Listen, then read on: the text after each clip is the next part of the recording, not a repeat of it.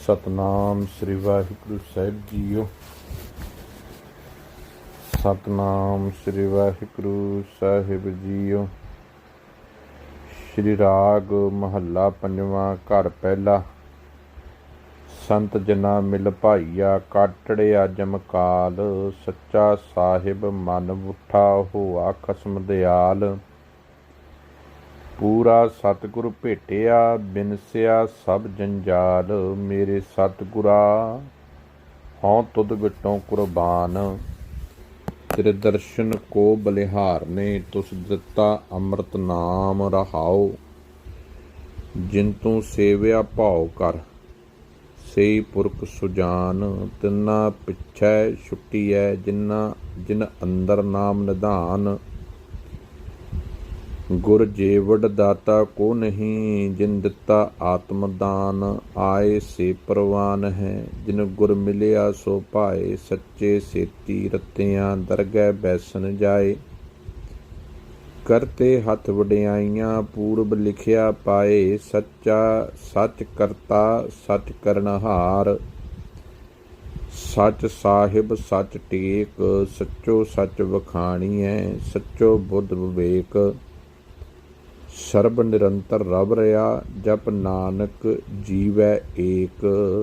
ਵਾਹਿਗੁਰੂ ਜੀ ਕਾ ਖਾਲਸਾ, ਵਾਹਿਗੁਰੂ ਜੀ ਕੀ ਫਤਿਹ। ਹਾਜ਼ਰਾ ਹਜ਼ੂਰ ਜੁਗੋ ਜੁਗ ਅਟਲ। ਚਵਰ ਛਤਰ ਤਖਤ ਦੇ ਮਾਲਕ ਸ਼ਬਦ ਗੁਰੂ ਧੰਨ ਧੰਨ ਸ੍ਰੀ ਗੁਰੂ ਗ੍ਰੰਥ ਸਾਹਿਬ ਮਹਾਰਾਜ ਜੀ ਦੀ ਕਿਰਪਾ ਦੇ ਨਾਲ, ਜੋ ਧਰਮਸ਼ਾਲਾ ਗਰੁੱਪ ਦੇ ਵਿੱਚ ਸ਼੍ਰੀ ਰਾਗ ਦੀ ਅੰਮ੍ਰਿਤਮਈ ਪਾਵਨ ਵਿਚਾਰ ਨਿਰੰਤਰ ਚੱਲ ਰਹੀ ਹੈ, ਜਿਸ ਵਿੱਚ ਹੁਣ ਤੱਕ ਆਪ ਜੀ ਨੇ 97 ਨੰਬਰ ਸ਼ਬਦ ਤੱਕ ਵਿਚਾਰ ਸਰਵਣ ਕੀਤੀ ਹੈ। ਅੱਜ ਆਪ ਜੀ ਨੇ ਹੁਣੇ ਪਾਠ ਰੂਪ ਦੇ ਵਿੱਚ 98 ਨੰਬਰ ਸ਼ਬਦ ਦਾ ਪਾਠ ਸਰਵਣ ਕੀਤਾ। ਇਹ ਪਾਵਨ ਸ਼ਬਦ ਸ਼੍ਰੀ ਰਾਗ ਦੇ ਵਿੱਚ ਪੰਜਵੇਂ ਪਾਤਸ਼ਾਹ ਸ਼ਹੀਦਾਂ ਦੇ ਸਰਤਾਜ ਧੰਨ ਧੰਨ ਸਾਹਿਬ ਸ੍ਰੀ ਗੁਰੂ ਅਰਜਨ ਦੇਵ ਜੀ ਮਹਾਰਾਜ ਜੀ ਦੇ ਪਾਵਨ ਮੁਖਾਰਬਿੰਦ ਤੋਂ ਉਚਾਰਨ ਕੀਤਾ ਹੋਇਆ ਸ੍ਰੀ ਗੁਰੂ ਗ੍ਰੰਥ ਸਾਹਿਬ ਜੀ ਦੇ ਪਾਵਨ ਅੰਗ ਨੰਬਰ ਪੇਜ ਨੰਬਰ 52 ਦੇ ਉੱਤੇ ਸੁਭਾਇਮਾਨ ਹੈ। ਸ਼ਬਦ ਦੇ ਕੁੱਲ 4 ਬੰਦ ਨੇ ਤੇ ਸ਼ਬਦ ਦੇ ਭਾਵ ਰਹਾਉ ਦੀਆਂ ਪੰਕਤੀਆਂ 'ਚ ਨੇ। ਤੇ ਰਹਾਉ ਦੀ ਪੰਕਤੀ ਵਿੱਚ ਸਤਿਗੁਰੂ ਪਾਤਸ਼ਾਹ ਜੀ ਕਿਰਪਾ ਕਰ ਰਹੇ ਨੇ। ਮੇਰੇ ਸਤਿਗੁਰਾ ਹਉ ਤੁਧ ਵਿਟੋਂ ਕੁਰਬਾਨ। ਤੇਰੇ ਦਰਸ਼ਨ ਕਉ ਬਲਿਹਾਰਨੇ, ਤੁਸ ਦਿੱਤਾ ਅੰਮ੍ਰਿਤ ਨਾਮ।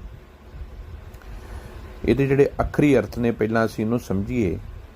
ਸਾਹਿਬ ਜੀ ਕਹਿੰਦੇ ਮੇਰੇ ਸਤਿਗੁਰਾ, ਹੇ ਮੇਰੇ ਸੱਚ ਦੇ ਰਾਹ ਦਾ ਗੁਰ ਦੇਣ ਵਾਲੇ, ਗਿਆਨ ਦੇਣ ਵਾਲੇ ਮੇਰੇ ਸੱਚੇ ਗੁਰੂ ਜੀ, ਹਉ ਤੁਧ ਵਿਟੋਂ ਕੁਰਬਾਨ। ਮੈਂ ਤੇਰੇ ਤੋਂ ਸਦਕੇ ਜਾਂਦਾ ਹਾਂ, ਕੁਰਬਾਨ ਜਾਂਦਾ ਹਾਂ। ਤੇਰੇ ਦਰਸ਼ਨ ਕਉ ਬਲਿਹਾਰਨੇ, ਤੁਸ ਦਿੱਤਾ ਅੰਮ੍ਰਿਤ ਨਾਮ। ਮੈਂ ਤੇਰਾ ਕੋਟਾਨ ਕੋਟਾਨ ਸ਼ੁਕਰਾਨਾ ਕਰਦਾ ਹਾਂ ਕਿ ਜਿਹਦੇ ਦਰਸ਼ ਅੱਖਾਂ ਦੇ ਨਾਲ ਜਿੱਥੇ ਮੈਂ ਕੀਤੇ ਨੇ, ਉੱਥੇ ਆਪਣੇ ਸੁਰਤ ਦੇ ਵਿੱਚ ਵੀ ਤੇਰੇ ਗਿਆਨ ਨੂੰ ਜਦੋਂ ਮੈਂ ਟਿਕਾਇਆ ਹੈ, ਤੇ ਮੇਰਾ ਅੰਮ੍ਰਿਤਮਈ ਹਿਰਦਾ ਤੇਰੇ ਗਿਆਨ ਦੇ ਸੱਚ ਦੀ ਚਾਨਣ ਨਾਲ ਭਰ ਗਿਆ ਹੈ, ਜਿਹਦੇ ਵਿੱਚ ਹੁਣ ਤੇਰਾ ਹੁਕਮ, ਤੇਰਾ ਗਿਆਨ, ਤੇਰਾ ਸਿਧਾਂਤ ਟੇਕਿਆ ਹੈ। ਮੈਂ ਤੇਰੇ ਤੋਂ ਸਦਕੇ ਜਾਨਾ, ਬਲਿਹਾਰ ਜਾਨਾ ਹਾਂ ਕਿ ਹੇ ਮੇਰੇ ਸੱਚੇ ਗੁਰੂ ਜੀ, ਤੁਸੀਂ ਮੈਨੂੰ ਸੱਚ ਦੇ ਰਾਹ 'ਤੇ ਤੋਰਿਆ ਹੈ। ਸੋ ਸ਼ਬਦ ਦੇ ਜਿਹੜੇ ਇਹ ਰਹਾਉ ਦੀਆਂ ਪੰਕਤੀਆਂ ਦੇ ਅਰਥ ਨੇ, ਰਹਾਉ ਦਾ ਬੰਦ ਸਮੁੱਚੇ ਸ਼ਬਦ ਦਾ ਕੇਂਦਰੀ ਭਾਵ ਹੈ। ਸਤਿਗੁਰੂ ਜੀ ਕਿਰਪਾ ਕਰ ਰਹੇ ਨੇ। ਮੇਰੇ ਸਤਿਗੁਰਾ, ਹੇ ਮੇਰੇ ਸੱਚੇ ਅਕਾਲ ਪੁਰਖ ਵਾਹਿਗੁਰੂ ਜੀ, ਜਦੋਂ ਤੂੰ ਮੇਰੇ ਜੀਵਨ ਦੇ ਵਿੱਚ ਆ ਜਾਣਾ ਹੈ, ਜਦੋਂ ਮੈਂ ਤੇਰੇ ਰਾਹ 'ਤੇ ਤੁਰ ਪੈਂਦਾ ਹਾਂ, ਤੇ ਮੇਰੇ ਜੀਵਨ ਦੇ ਵਿੱਚ ਚੜ੍ਹਦੀ ਕਲਾ ਆਉਣ ਲੱਗ ਪੈਂਦੀ ਹੈ। ਮੇਰੇ ਅੰਦਰ ਦੀਆਂ ਕਮੀਆਂ ਮੈਨੂੰ ਪਤਾ ਲੱਗਣ ਲੱਗ ਪੈਂਦੀਆਂ ਹਨ, ਤੇ ਮੈਂ ਆਤਮਿਕ ਤੌਰ 'ਤੇ ਅਮੀਰ ਹੋਣ ਲੱਗ ਪੈਂਦਾ ਹਾਂ, ਕਿਉਂਕਿ ਤੇਰਾ ਗਿਆਨ, ਤੇਰੀ ਸਮਝ, ਤੇਰਾ ਸੁਭਾਅ ਮੈਨੂੰ ਹਮੇਸ਼ਾ ਸੱਚ ਦੇ ਰਾਹ 'ਤੇ ਤੋਰਦਾ ਹੈ। ਮੇਰੇ ਸਤਿਗੁਰਾ ਹਉ ਤੁਧ ਵਿਟੋਂ ਕੁਰਬਾਨ। ਇਸੇ ਕਰਕੇ ਮੇਰੇ ਸੱਚੇ ਪਾਤਸ਼ਾਹ ਜੀ, ਮੈਂ ਤੇਰੇ ਤੋਂ ਸਦਕੇ ਜਾਣ ਨੂੰ ਜੀ ਕਰਦਾ ਹੈ, ਕੁਰਬਾਨ ਜਾਂਦਾ ਹਾਂ क्योंकि तेरे दर्शन, तेरा ज्ञान, दर्शन का मतलब होंदा है ज्ञान। 6 दर्शन ने हिंदू सनातन मत दे विच भी। ਆਪਾਂ कई वारी कहने ने दर्शन आम करके पुस्तकां नूं भी कहा जाता है।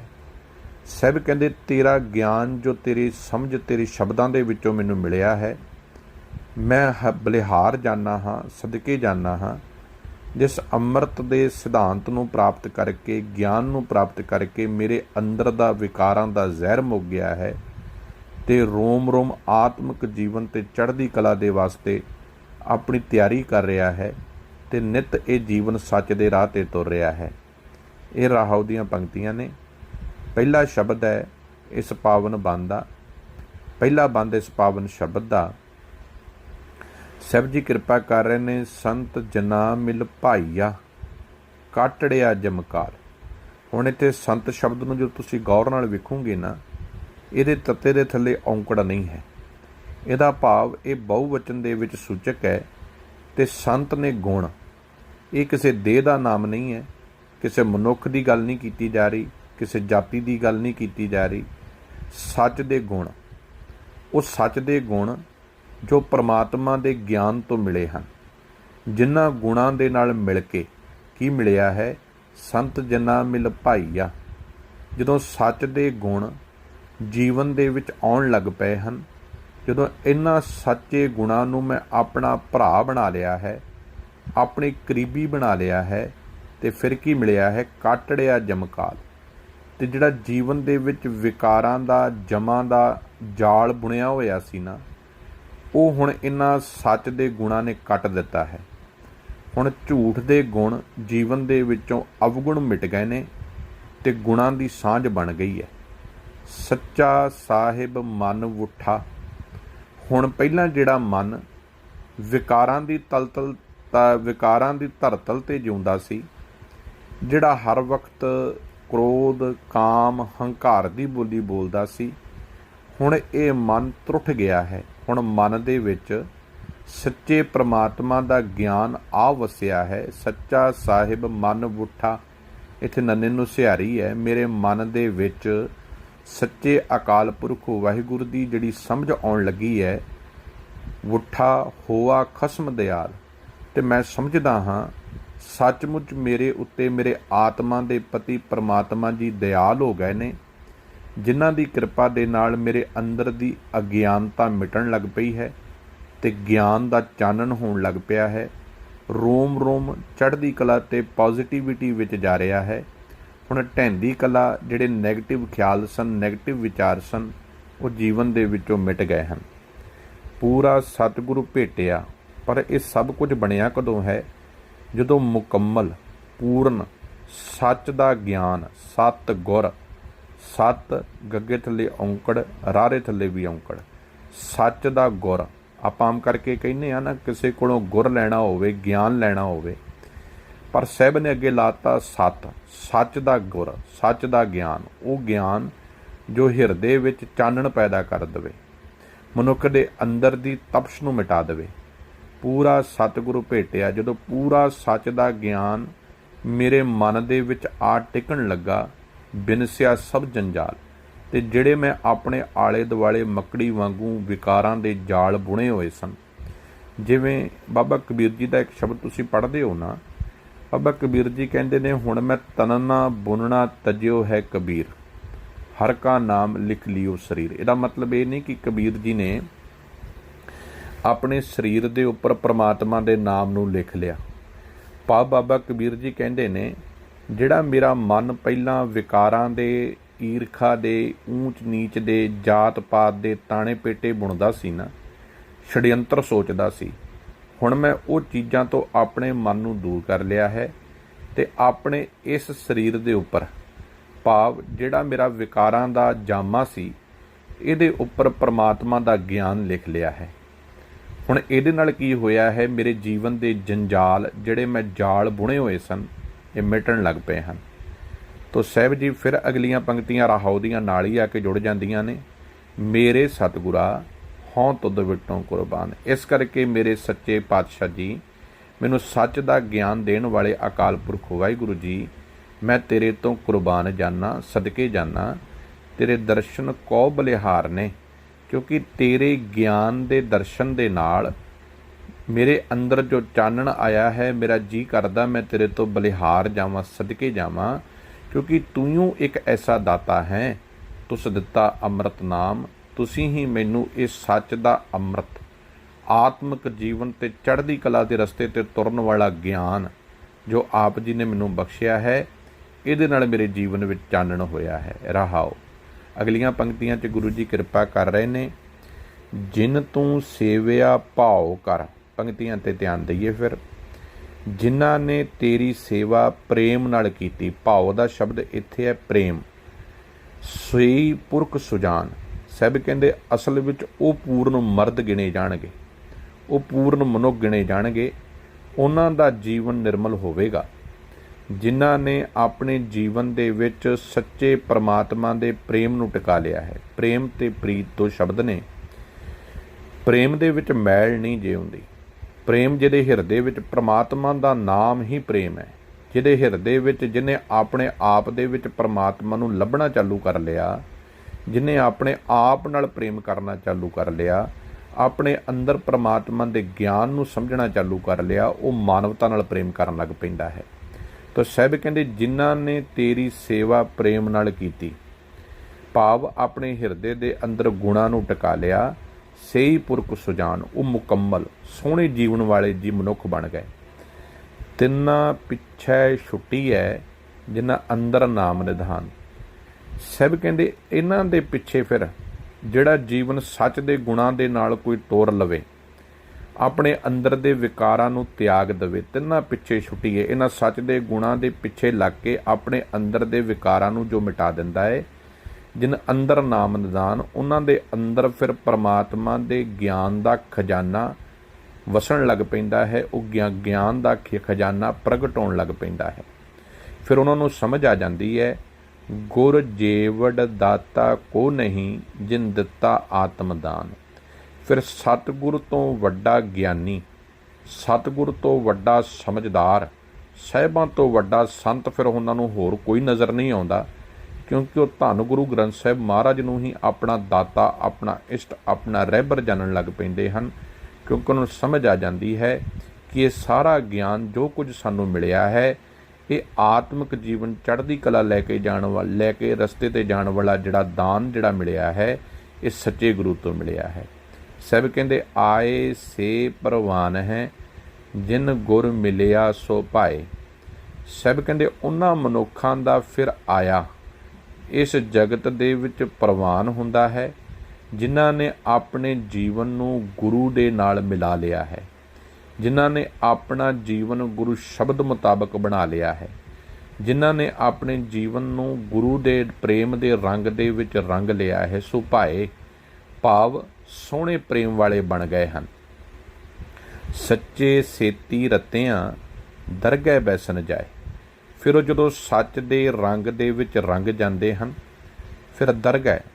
ਹੁਣ ਦਰਗਾਹ ਸ਼ਬਦ ਜਦੋਂ ਬਾਣੀ ਵਿੱਚ ਆਉਂਦਾ ਹੈ, ਸਾਡਾ ਧਿਆਨ ਆਮ ਕਰਕੇ ਪੁਜਾਰੀਵਾਦ ਨੇ ਬਾਹਰ ਵਾਲੇ ਬੰਨੇ ਰੱਖ ਦਿੱਤਾ। ਜੇ ਪਰਮਾਤਮਾ ਸਾਡੇ ਅੰਦਰ ਆ ਨਾ, ਤੇ ਪਰਮਾਤਮਾ ਦੀ ਦਰਗਾਹ ਵੀ ਸਾਡੇ ਅੰਦਰ ਹੀ ਹੈ।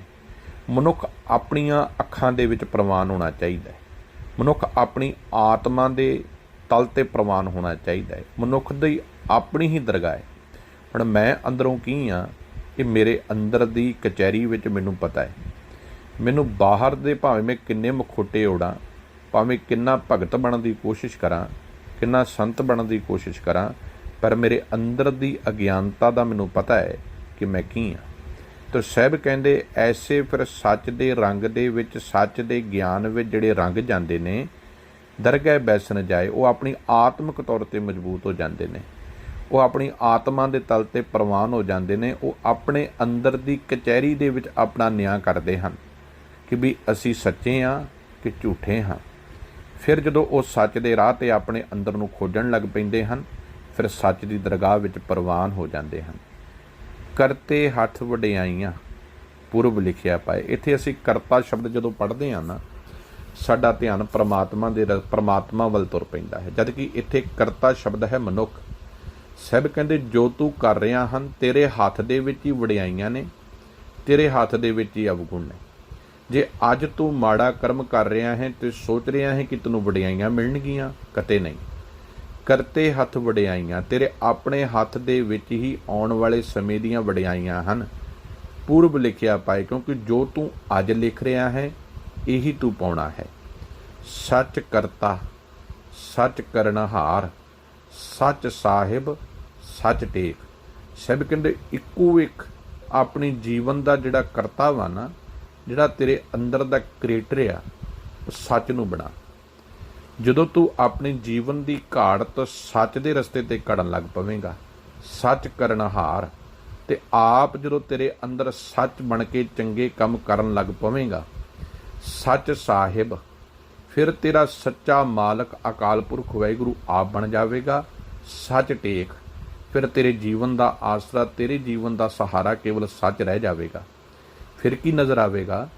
ਸੱਚੋ ਸੱਚ ਵਖਾਣੀ ਹੈ। ਫਿਰ ਤੈਨੂੰ ਸਭ ਕੁਝ ਸੱਚ ਨਜ਼ਰ ਆਵੇਗਾ। ਪਰਦਿਆਂ ਦੇ ਪਿੱਛੇ ਲੁਕਿਆ ਹੋਇਆ ਸੱਚ ਦਿਸਣ ਲੱਗ ਪਵੇਗਾ। ਫਿਰ ਝੂਠ ਦਾ ਵਾਸਤਾ ਤੇਰੇ ਜੀਵਨ ਵਿੱਚੋਂ ਮੁੱਕ ਜਾਵੇਗਾ। ਸੱਚੋ ਬੁੱਧ ਵਿਵੇਕ, ਤੇ ਤੇਰੀ ਬੁੱਧ, ਤੇਰੀ ਮੱਤ, ਤੇਰਾ ਗਿਆਨ ਸਦਾ ਸੱਚਾ ਬਣ ਜਾਵੇਗਾ। ਫਿਰ ਨਜ਼ਰ ਕੀ ਆਵੇਗਾ? ਸਰਬ ਨਿਰੰਤਰ ਰਵ ਰਿਹਾ। ਫਿਰ ਸਭ ਜਗ੍ਹਾ ਵਸਦਾ ਨਿਰੰਕਾਰ ਅਕਾਲ ਪੁਰਖ ਵਾਹਿਗੁਰੂ ਤੈਨੂੰ ਨਜ਼ਰ ਆਉਣ ਲੱਗ ਪਵੇਗਾ। ਜਪ ਨਾਨਕ ਜੀਵੈ ਟੇਕ, ਜਪ ਨਾਨਕ ਜੀਵੈ ਏਕ। ਧੰਨ ਗੁਰੂ ਅਰਜਨ ਦੇਵ ਜੀ ਕਹਿੰਦੇ, ਪਰ ਇਹ ਸਭ ਕੁਝ ਪ੍ਰਾਪਤ ਉਦੋਂ ਹੋਵੇਗਾ ਜਦੋਂ ਤੂੰ ਇੱਕ ਦਾ ਆਸਰਾ ਧਰੇਂਗਾ, ਇੱਕ ਅਕਾਲ ਪੁਰਖ ਨੂੰ ਆਪਣੇ ਜੀਵਨ ਵਿੱਚ ਟਿਕਾਵੇਂਗਾ, ਇੱਕ ਅਕਾਲ ਪੁਰਖ ਦੇ ਹੁਕਮ ਦੇ ਵਿੱਚ ਤੁਰੇਂਗਾ। ਸੋ ਇਹ ਪਾਵਨ ਸ਼ਬਦ ਵਿੱਚ ਗੁਰੂ ਜੀ ਸਾਡੇ ਅੰਦਰ ਦੀ ਖੋਜ ਕਰਨ ਦੀ ਸਾਨੂੰ ਵਿਧੀ ਦੱਸਦੇ ਹਨ, ਆਪਣੇ ਅੰਦਰ ਨੂੰ ਸਮਝਾਉਣ ਦੀ ਕੋਸ਼ਿਸ਼ ਕਰਦੇ ਹਨ। ਅੱਖਰੀ ਅਰਥ ਧੰਨ ਸੱਚੇ ਪਾਤਸ਼ਾਹ ਜੀ ਦੇ ਆਪ ਜੀ ਨੇ ਸਰਵਣ ਕੀਤੇ ਨੇ। ਭਾਵ ਅਰਥਾਂ ਵਿੱਚ ਗੁਰੂ ਜੀ ਗੱਲ ਕਰਦੇ ਹਨ ਕਿ ਤੂੰ ਕਰਤਾ ਹੈ ਜੋ ਤੂੰ ਕਰ ਰਿਹਾ ਹੈ। ਜੇ ਸੱਚ ਕਰੇਂਗਾ, ਸੱਚ ਕਮਾਵੇਂਗਾ, ਸੱਚ ਬੋਲੇਂਗਾ, ਸੱਚ ਸੁਣੇਗਾ, ਸੱਚ ਦੇ ਰਸਤੇ 'ਤੇ ਤੁਰੇਂਗਾ ਤੇ ਸੱਚਿਆਰ ਬਣ ਜਾਵੇਂਗਾ। ਜੇ ਆਪਣੇ ਅੰਦਰ ਦੇ ਮਾਲਕ ਕਰਤੇ ਨੂੰ ਕੂੜ ਬਣਾ ਦੇਵੇਂਗਾ, ਜੇ ਤੇਰਾ ਮਨ ਝੂਠ ਦੇ ਰਸਤੇ 'ਤੇ ਤੁਰੇਗਾ ਤੇ ਕੁੜਿਆਰ ਬਣ ਜਾਵੇਂਗਾ। ਗੱਲ ਕੀ ਸਾਡੇ ਅੰਦਰ ਹੀ ਕਚਹਿਰੀ ਹੈ, ਸਾਡੇ ਅੰਦਰ ਹੀ ਕੋਰਟ ਲੱਗੀ ਹੈ, ਸਾਡੇ ਅੰਦਰ ਹੀ ਚਿੱਤ ਗੁਪਤ ਹੈ, ਸਾਡੇ ਅੰਦਰ ਹੀ ਪ੍ਰਮਾਤਮਾ ਹੈ, ਸਭ ਕੁਝ ਸਾਡੇ ਅੰਦਰ ਹੈ। ਆਪਣੇ ਅੰਦਰ ਦੀ ਖੋਜ ਕਰੀਏ। ਬੰਦੇ ਖੋਜ ਦਿਲ ਹਰ ਰੋਜ਼, ਨਾ ਫਿਰ ਪਰੇਸ਼ਾਨੀ ਮਾਹੇ। ਇਹ ਜੋ ਦੁਨੀਆ ਸ਼ਹਿਰ ਮੇਲਾ, ਦਸਤਗੀਰੀ ਨਾ ਹੈ। ਸੱਚੇ ਪਾਤਸ਼ਾਹ ਕਿਰਪਾ ਕਰਨ।